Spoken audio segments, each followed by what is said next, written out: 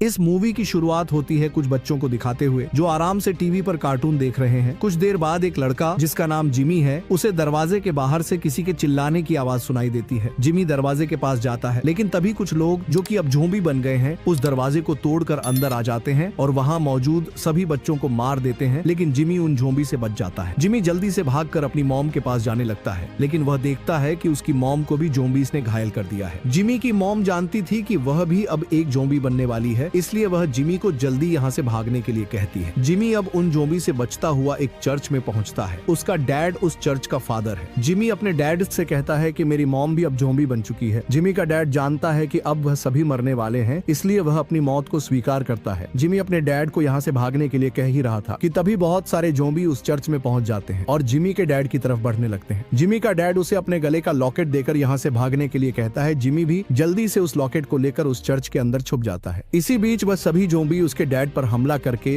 उसे भी ज़ॉम्बी बना देते हैं। इस इलाके के लोग पहले आराम से अपनी जिंदगी को जिया करते थे, लेकिन एक रेज वायरस की वजह से यहाँ के सभी लोग इन्फेक्टेड हो चुके हैं और अब वह सभी लोग ज़ॉम्बीज में बदल रहे हैं। अब सीधा 28 साल बाद का सीन दिखाया जाता है। इन ज़ॉम्बी से बचते हुए बहुत सारे लोग अब यूरोप के एक ऐसे आइलैंड पर रहते हैं जो कि चारों तरफ से समंदर के पानी से ढका हुआ है। इस आइलैंड पर आने का सिर्फ एक ही रास्ता है जहाँ कुछ लोग हमेशा पहरा देते रहते हैं। अगर कोई ज़ॉम्बी इस आइलैंड पर आने की कोशिश करता है तो ये लोग उन ज़ॉम्बीज को मार देते हैं। यहाँ रहने वाले लोग बाहर की दुनिया से अब बिल्कुल ही अलग हो चुके हैं, क्योंकि इस आइलैंड में ना तो इलेक्ट्रिसिटी है और न ही कोई आधुनिक हथियार। वैसे इस आइलैंड के सामने एक जगह है जिसे मेनलैंड कहा जाता है और ये मेनलैंड पूरा ज़ॉम्बीज से भरा पड़ा है। मेनलैंड में 3 तरह के ज़ॉम्बीज रहते हैं। एक वह जो दिखने में बहुत मोटे होते हैं और रेंग कर अपना शिकार करते हैं। दूसरे वह जो चल सकते हैं लेकिन भाग नहीं सकते, और तीसरे ज़ॉम्बी वह जो बाकी ज़ॉम्बीज से बहुत तेज है। इन ज़ॉम्बीज को अल्फा कहा जाता है और इन अल्फा ज़ॉम्बी के सोचने की क्षमता बहुत ज्यादा है। इनका शरीर दिखने में बहुत बड़ा होता है और हाँ, इन अल्फा ज़ॉम्बीज को मारना इतना आसान नहीं है। जो लोग इन ज़ॉम्बी से बचकर इस समंदर के बीच में बने आइलैंड पर रह रहे हैं, उनके बच्चे जब बड़े होने लगते हैं तब वह उन्हें ज़ॉम्बीज का शिकार करने के लिए मेनलैंड भेजते हैं। और आज जैमी नाम का आदमी अपने बेटे स्पाइक को भी उसी मेनलैंड पर भेजने के लिए तैयार कर रहा है। जैमी स्पाइक के लिए बहुत सारे तीर तैयार करता है। जैमी की एक वाइफ है जिसका नाम आइला है। आइला को भूलने की बीमारी हो गई है, जिसकी वजह से वह ज्यादातर चीजों को भूल जाती है। स्पाइक अपनी मॉम से मेनलैंड जाने की बात करता है, तब आइला यह सुनकर बहुत डर जाती है और स्पाइक को मेनलैंड में जाने के लिए मना करती है। आइला को भूलने की बीमारी है। इस बीमारी की वजह से कभी कभी वह अपने परिवार को भी भूल जाती है। स्पाइक अपनी मॉम का इलाज भी करवाना चाहता है, लेकिन उनके आइलैंड में कोई डॉक्टर नहीं है। लेकिन स्पाइक अब बड़ा हो चुका है, इसलिए उसे मेनलैंड जाना ही पड़ेगा। अपनी मॉम से मिलने के बाद स्पाइक अपने नाना से मिलता है। उसका नाना स्पाइक को मेनलैंड में मौजूद ज़ॉम्बीज से बचकर वापस आने के लिए कहता है। वैसे स्पाइक अकेला नहीं जा रहा है, उसके साथ उसका डैड भी मेनलैंड जा रहा है। इस आइलैंड से जाने से पहले वहाँ रहने वाले लोग स्पाइक का हौसला बढ़ाने के लिए उसे ऑल द बेस्ट भी कहते हैं। और अब स्पाइक अपनी डैड के साथ उस आइलैंड से बाहर निकलने वाले गेट के पास पहुंच जाता है, जहां एक औरत जिसने यहाँ की सुरक्षा की जिम्मेदारी ली है, वह स्पाइक के पास आकर उसे यहाँ के नियमों के बारे में बताने लगती है। वह उससे कहती है कि अगर तुम मेनलैंड में फंस गए तो तुम्हें बचाने के लिए वहाँ कोई भी नहीं आएगा। और अब वह औरत उस गेट के ऊपर निगरानी दे रहे अपने आदमी को मेनलैंड की तरफ जाने वाले गेट को खोलने के लिए कहती है। उस गेट की खुलते ही स्पाइक और जैमी मेनलैंड की तरफ जाने लगते हैं। जिस रास्ते से वह मेनलैंड अभी जा रहे हैं, वह रास्ता हमेशा समुद्र के पानी से ढका रहता है। दिन में सिर्फ कुछ घंटे ही यह रास्ता खुला होता है, जब समुद्र के पानी का स्तर थोड़ा नीचे हो जाता है। उस समुद्री रास्ते से होते हुए वह दोनों अब मेनलैंड पहुंच जाते हैं और वहां पहुंचते ही उन्हें एक रेंगने वाला ज़ॉम्बी मिलता है। जैमी स्पाइक को उस ज़ॉम्बी को अपने धनुष के तीर से मारने के लिए कहता है। स्पाइक आज पहली बार किसी ज़ॉम्बी को देख रहा था, इसलिए वह बहुत डर जाता है, लेकिन हिम्मत करके वह अपने तीर से ज़ॉम्बी के गले पर निशाना लगाकर उसे मार देता है। इसके बाद वहाँ और भी ज़ॉम्बी आ जाते हैं, जिन्हें जैमी बड़ी आसानी से मार देता है। उन रेंगने वाले ज़ॉम्बीज को मारने के बाद अब वह पहुंच जाते हैं एक खुले मैदान में, जहां उन्हें एक घर दिखता है। जैसे ही वह दोनों उस घर के अंदर पहुंचते हैं, उन्हें अपने सामने एक ज़ॉम्बी दिखता है जिसे किसी ने उल्टा लटकाया हुआ था और उसकी पीठ पर लिखा था जिमी। वह ज़ॉम्बी अभी भी जिंदा ही था, इसलिए जैमी स्पाइक को उस ज़ॉम्बी को मारने के लिए कहता है। स्पाइक एक बार फिर से हिम्मत करके उस ज़ॉम्बी को मार देता है। इस ज़ॉम्बी को मारने के बाद जैमी समझ जाता है कि यहाँ रुकना ठीक नहीं है, इसलिए वह दोनों अब उस घर से बाहर निकलकर एक जंगल में पहुंचते हैं, जहां एक पेड़ पर उन्हें हिरण का कटा सिर लटका हुआ मिलता है। जैमी समझ जाता है कि हम अब अल्फा ज़ॉम्बीज के इलाके में पहुंच चुके हैं। जिमी स्पाइक से कहता है कि तुमने एक ज़ॉम्बी को मार दिया, यही बहुत है, इसलिए अब हम वापस अपने आइलैंड पर जा रहे हैं। जैसे ही वह दोनों मेनलैंड से वापस जाने लगते हैं, उन्हें अल्फा ज़ॉम्बीज देख लेते हैं और उन दोनों के पीछे भागने लगते हैं। अल्फा ज़ॉम्बी जोम्बी संख्या में बहुत ज्यादा थे, इसलिए जैमी अपने बेटे स्पाइक को रुककर उन्हें मारने के लिए कहता है। स्पाइक, जो कि अब उन जोम्बी से बहुत ज्यादा डर गया था, उसके धनुष का एक भी तीर किसी जोम्बी को मार नहीं पा रहा था। लेकिन जैमी बहुत सारे अल्फा जोम्बीज को मारता है। उन जोम्बी से बचते हुए वह अब एक घर में पहुंचते हैं और जल्दी से भागकर उस घर के ऊपरी छत में जाकर छिप जाते हैं और तब तक वहीं छिपे रहते हैं जब तक कि वह जोम्बी वहां से चले ना गए। कुछ देर बाद वह जोम्बी वहां से चले जाते हैं। अब रात हो जाती है और वह दोनों अब वहीं रुकने का प्लान बनाते हैं। इसी बीच स्पाइक की नजर वहां से कुछ दूर जल रही आग पर पड़ती है और वह इस आग के बारे में अपने डैड से पूछता है, लेकिन उसका डैड उसे इस आग के बारे में ज्यादा खुल के नहीं बताता। जिस घर में वह ठहरे थे वह घर बहुत पुराना था। रात को जब वह सोए हुए थे तब बहुत सारे जंगली पशु झुंड में उस घर के नजदीक से भाग कर जाने लगते हैं और उनके भागने की वजह से वह घर पूरी तरह से हिल जाता है। अब वह घर भी टूटने लगता है। जैमी जल्दी से स्पाइक को लेकर उस घर से बाहर निकल आता है। दोनों वहां से भागकर अब उस जगह पहुंच जाते हैं जहां से उनके आइलैंड के लिए रास्ता जाता था। फिलहाल अभी समंदर में पानी का स्तर बढ़ने की वजह से वह रास्ता पानी में डूब चुका है, लेकिन फिर भी जैमी स्पाइक को लेकर उस रास्ते से अपने आइलैंड की तरफ बढ़ने लगता है। जैसे ही वह बीच रास्ते में पहुंचते हैं, एक अल्फा जोम्बी उनका पीछा करता हुआ समुद्र के रास्ते उनकी तरफ भागने लगता है। जैमी की नजर जब उस अल्फा जोम्बी पर पड़ती है, वह स्पाइक को लेकर जल्दी से अपने आइलैंड की तरफ भागने लगता है। वह दोनों भागते भागते अब उस गेट के पास पहुंच जाते हैं जहां पर आइलैंड के लोग पहरा दे रहे थे। जैमी के पास एक सीटी थी जिसे वह अब जोर जोर से बजाने लगता है। उस गेट पर पहरा दे रहे आदमी सीटी की आवाज को सुन लेते हैं और जल्दी से जैमी के पीछे भाग रहे जोम्बी को देख उस पर तीर बरसाने लगते हैं। अल्फा जोम्बी दिखने में बहुत बड़ा था, इसलिए तीरों का असर उस जोम्बी पर नहीं हो रहा था। वह लोग उस जोम्बी को मारने के लिए जलते हुए तीर का इस्तेमाल करते हैं। इधर स्पाइक और जैमी दोनों भागते हुए अपने आइलैंड में सुरक्षित पहुंच जाते हैं। स्पाइक का मेनलैंड से बचकर वापस जिंदा लौटना उस आइलैंड पर रहने वाले लोगों के लिए एक खुशी की बात थी, इसलिए वह सभी लोग रात को एक पार्टी करते हैं जिसमें जैमी अपने बेटे स्पाइक की बहादुरी के किस्से उस पार्टी में मौजूद लोगों को बताने लगता है। स्पाइक भी उस पार्टी में मौजूद था और अपने डैड की बातों को सुन रहा था। थोड़ी देर बाद जब सभी डांस कर रहे थे तब स्पाइक की नजर अपने डैड पर पड़ती है जो कि किसी पराई औरत के साथ डांस कर रहा था। स्पाइक यह भी देखता है कि उसके डैड उसे औरत को लेकर कहीं जा रहा है। स्पाइक इतना छोटा भी नहीं था कि उसे कुछ समझ नहीं आए। स्पाइक को अपनी डैड पर बहुत गुस्सा आ रहा था, इसलिए अब वह अपने घर चला जाता है जहां उसे अपने नाना मिलते हैं। स्पाइक उनसे कहता है कि आप अगर चाहें तो पार्टी में जा सकते हैं, मैं इधर मॉम के पास रुकता हूं। स्पाइक अपने नाना को अब यह बताता है कि मैंने वहां मेनलैंड में सिर्फ एक ही जोम्बी को मारा है, लेकिन मेरे डैड सभी लोगों से मेरी झूठी तारीफ किए जा रहे हैं। स्पाइक कहता है कि जब हम मेनलैंड में थे तब मैंने वहां पर एक जलती हुई आग देखी। उस जलती हुई आग के बारे में सुनकर उसके नाना हैरान हो जाते हैं और वह स्पाइक को बताता है कि एक आदमी है जो इस आग को जला रहा है। दरअसल वह एक डॉक्टर केल्सन है जो कि बड़ी बड़ी बीमारियों का इलाज करता है।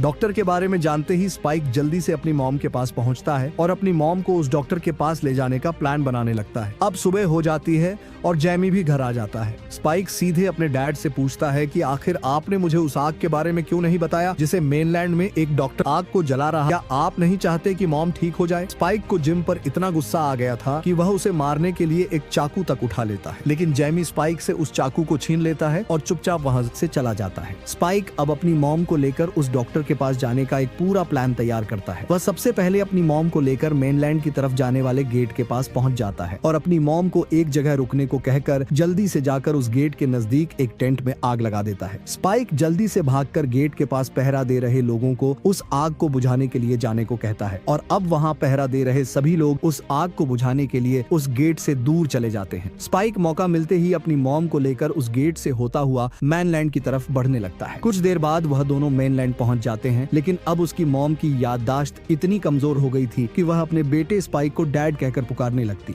जब उसे पता चलता है कि स्पाइक उसे मेनलैंड में लेकर आ गया है, वह स्पाइक को अपने आइलैंड पर वापस चलने के लिए कहती है। स्पाइक इतनी दूर आकर वापस यूं ही नहीं जा सकता था, इसलिए वह अब अपनी मॉम को लेकर उस जल रही आग की तरफ बढ़ने लगता है। कुछ देर के सफर के बाद वह दोनों एक घर में पहुंचते हैं जहां पर वह थोड़ी देर के लिए आराम करते हैं। उन दोनों को आराम करते करते अब नींद भी पड़ जाती है। आधी रात में एक रेंगने वाला जोम्बी स्पाइक के पास पहुंच जाता है, लेकिन उसकी मॉम आइला उस जोम्बी को मार देती। इसी बीच दिखाया जाता है कि बहुत सारे अल्फा जोम्बी कुछ सोल्जर्स के पीछे भाग रहे हैं। वह सोल्जर्स कई जोम्बीज को मारते भी हैं, लेकिन जोम्बी इतने ज्यादा थे कि उनका सामना कर रहे सभी सोल्जर उन जोम्बीज के हाथों मारे जाते हैं। इधर कुछ और अल्फा जोम्बी स्पाइक और उसकी मॉम को देखकर उनका पीछा करने लगते हैं। वह दोनों भागते हुए अब एक गैस स्टेशन के पास पहुंच जाते हैं। जैसे ही वह दोनों उस स्टेशन के अंदर जाते हैं, उन्हें सांस लेने में बहुत दिक्कत होने लगती है क्योंकि उस स्टेशन के अंदर एक जहरीली गैस फैली हुई थी। तभी ज़ॉम्बी भी उनका पीछा करते हुए उस गैस स्टेशन के अंदर पहुंच जाते हैं। स्पाइक और उसकी मॉम का सांस लेना अब मुश्किल होता जा रहा था, लेकिन इसी बीच एक सोल्जर वहां आकर उन दोनों को एक केबिन में छिपने के लिए कहता है और एक ब्लास्ट करके सभी ज़ॉम्बीज को मार देता है। उस गैस स्टेशन से बाहर आने के बाद वह सोल्जर स्पाइक से पूछता है कि तुम्हारी मॉम को क्या हुआ है। स्पाइक उस सोल्जर को बताता है कि मेरी मॉम बीमार है और मैं उन्हें डॉक्टर के पास लेकर जा रहा हूं जो कि इसी मेनलैंड में रहता है। अगर तुम भी चाहो तो हमारे साथ चल सकते हो। वह सोल्जर भी कई दिनों से उन ज़ॉम्बी से बचकर अकेला ही घूम रहा था, इसलिए वह उन दोनों के साथ उस डॉक्टर के पास जाने के लिए तैयार हो जाता है। स्पाइक आज पहली बार किसी सोल्जर को देख रहा था, इसलिए वह उसके हथियारों को देखकर बहुत हैरान हो जाता है। वह सोल्जर स्पाइक को कई आधुनिक उपकरणों के बारे में भी बताता है जिनके बारे में स्पाइक नहीं जानता था। स्पाइक और वह सोल्जर दोनों आपस में बातें करते हुए आगे बढ़ रहे थे कि तभी स्पाइक की मॉम आयला उनसे अलग हो जाती है। आयला अब एक ट्रेन के डिब्बे के पास पहुंचती है जहां उसे किसी औरत के चिल्लाने की आवाज सुनाई देती है। उस डिब्बे के अंदर जाने पर आयला अपने सामने एक अल्फा ज़ॉम्बी औरत दिखती है जो कि अब एक बच्चे को जन्म देने वाली थी। इधर स्पाइक को जैसे ही अपनी मॉम के गुम होने का पता चलता है, वह अपनी मॉम को ढूंढने लगता है और उसे ढूंढता हुआ ट्रेन के डिब्बे के अंदर पहुंच जाता है। स्पाइक अपनी मॉम के हाथों में एक नवजात बच्चे को देखता है। इसी बीच उनके साथ जो सोल्जर था वह उस अल्फा ज़ॉम्बी औरत को देखकर उसे गोलियों से शूट कर देता है। वह सोल्जर तो अब उस बच्चे को भी मारने वाला था, लेकिन उस बच्चे में किसी भी तरह के ज़ॉम्बी वाले लक्षण नहीं दिख रहे थे, इसलिए आयला उस बच्चे को मारने के लिए मना करती है और उस बच्चे को अपने पास रख लेती है। तभी एक अल्फा ज़ॉम्बी वहां पहुंचकर उस सोल्जर को मार देता है। वह ज़ॉम्बी स्पाइक और आयला की तरफ बढ़ने लगता है। शायद हो सकता है वह बच्चा इस अल्फा ज़ॉम्बी का ही हो जिसे आयला ने उठाया हुआ है। स्पाइक उस अल्फा ज़ॉम्बी को अपनी तरफ बढ़ता देख उस पर तीर से हमला करता है, लेकिन वह ज़ॉम्बी इतना बड़ा था कि उन तीरों का असर उस पर हो ही नहीं रहा था। उस ट्रेन से बाहर निकलने के बाद भी वह अल्फा ज़ॉम्बी उस मरे हुए सोल्जर का सिर अपने हाथों में लिए हुए उन दोनों का पीछा करता रहता है। वह ज़ॉम्बी स्पाइक पर हमला करने ही वाला था कि तभी एक आदमी वहां आकर अल्फा ज़ॉम्बी को अपने तीर से बेहोश कर देता है। ये आदमी वही डॉक्टर केल्सन है जिसके पास स्पाइक अपनी मॉम को लेकर जा रहा था। केल्सन ने अपने शरीर पर कुछ ऐसे केमिकल्स लगाए हैं जिनकी वजह से कोई भी ज़ॉम्बी उस पर हमला नहीं करता। फिलहाल केल्सन ने उस अल्फा ज़ॉम्बी को बेहोश कर दिया है। वह जानता है कि यह ज़ॉम्बी कभी भी फिर से होश में आ सकता है, इसलिए केल्सन उस ज़ॉम्बी के हाथों से सोल्जर का सर छीनकर अपने पास रख लेता है और उन दोनों को लेकर अपने अड्डे पर चला आता है। डॉक्टर केल्सन उन दोनों को लेकर एक ऐसी जगह पहुंच जाता है जहां पर उसने बहुत सारे स्केलेटन की खोपड़ियों को एक पहाड़ की तरह इकट्ठा किया हुआ था। वह डॉक्टर उन दोनों को बताता है कि यह जगह एक टेम्पल है जहां मैं ज़ॉम्बीज की वजह से मारे गए लोगों के शरीर को जलाकर उनकी खोपड़ियों को रखता हूं ताकि इन लोगों की आत्मा को शांति मिल सके।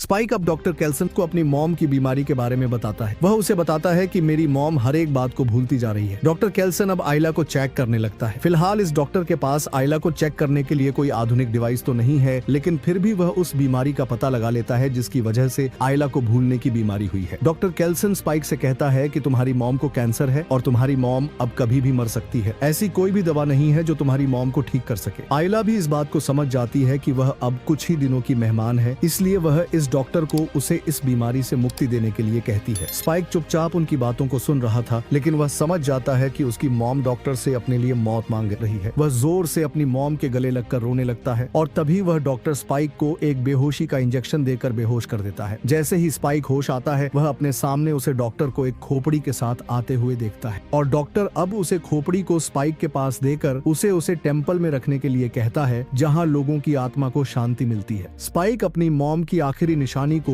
उन खोपड़ियों के पहाड़ के टॉप पर रखता है ताकि उसकी मॉम की आत्मा को शांति मिल सके। इसी बीच स्पाइक की नजर एक अल्फा ज़ॉम्बी पर पड़ती है जो कि अब उनकी तरफ बढ़ने लगता है। उस ज़ॉम्बी से बचने के लिए डॉक्टर केल्सन स्पाइक और छोटे बच्चे को लेकर एक छोटे से चेंबर में छिप तो जाता है, लेकिन अल्फा ज़ॉम्बी वहां पहुंचकर अपने लंबे लंबे हाथों से डॉक्टर केल्सन को पकड़ लेता है। स्पाइक भी अब अपने दिमाग का इस्तेमाल करके डॉक्टर केल्सन के पास जो बेहोशी के तीर थे उनमें से एक तीर को उस ज़ॉम्बी की कलाई में चुभा देता है और अल्फा ज़ॉम्बी वहीं बेहोश हो जाता है। स्पाइक जानता है कि वह अकेले इस छोटे से बच्चे का ध्यान नहीं रख सकता, इसलिए वह उस बच्चे को लेकर अपने आइलैंड की तरफ जाने लगता है। स्पाइक उस बेबी को लेकर समंदर के रास्ते अपने आइलैंड पर पहुंच जाता है और उस बच्चे को एक बास्केट में रखकर गेट के पास छोड़ देता है। उस बास्केट में वह अपने डैड के लिए एक खत भी छोड़ता है। उस बच्चे को अपने आइलैंड में छोड़ने के बाद स्पाइक वापस मेनलैंड आ जाता है। वह चाहता तो अपने आइलैंड में रुक भी सकता था, लेकिन स्पाइक मेनलैंड को और भी एक्सप्लोर करना चाहता था। अगले दिन जब उस आइलैंड के लोगों को वह बच्चा दिखता देखता है तो वह उसे अपने आइलैंड पर ले आते हैं। जिस बास्केट में उन्हें वह बच्चा मिला उसमें स्पाइक ने एक खत भी रखा था। उस खत में जो लेटर था उसे पढ़ने के बाद जैमी ये समझ जाता है कि यह लेटर उसके बेटे स्पाइक ने लिखा है। जैमी जल्दी से भागकर मेनलैंड की तरफ जाने वाले गेट के पास पहुंचता है और अपने बेटे स्पाइक को ढूंढने लगता है। अपने बेटे और अपनी वाइफ को खोने के बाद जैमी अब बिल्कुल पूरी तरह बदल चुका है, लेकिन अब बहुत देर हो चुकी है। इधर दिखाया जाता है कि मेनलैंड में रहते हुए स्पाइक को अब पूरे 28 दिन हो चुके हैं, जिसमें उसने शिकार करके खुद को जिंदा रखना भी सीख लिया है। और अब स्पाइक ज़ॉम्बीज से डरता नहीं बल्कि उनका शिकार करता है, और वो भी बेखौफ होकर। मेनलैंड में एक दिन उसकी मुलाकात जिमी नाम के लड़के से होती है, जिसे मूवी की शुरुआत में ज़ॉम्बीज से बचते हुए दिखाया गया था। जिमी के पास अब अपनी एक टीम और नए नए आधुनिक हथियार हैं, जिनकी मदद से वह ज़ॉम्बीज को मारते हैं। तभी बहुत सारे ज़ॉम्बीज स्पाइक की तरफ बढ़ने लगते हैं, लेकिन स्पाइक के देखते ही देखते जिमी और उसकी टीम बड़ी आसानी से सभी अल्फा ज़ॉम्बीज को मार देते हैं। स्पाइक बेचारा खुद भी हैरान था कि आखिर वह सभी इतनी आसानी से इन ज़ॉम्बीज को कैसे मार रहे हैं। इसलिए स्पाइक भी अब जिमी से हाथ मिलाकर उसकी टीम में शामिल हो जाता है। इसी के साथ इस मूवी का भी अंत हो जाता है। प्यारे दोस्तों, आपको हमारी मूवी कैसी लगी कमेंट करके जरूर बताइएगा। और हाँ, अगर आपको हमारी वीडियो पसंद आई हो तो हमारे चैनल वीरेन एक्सप्लेन को जरूर सब्सक्राइब कीजिएगा।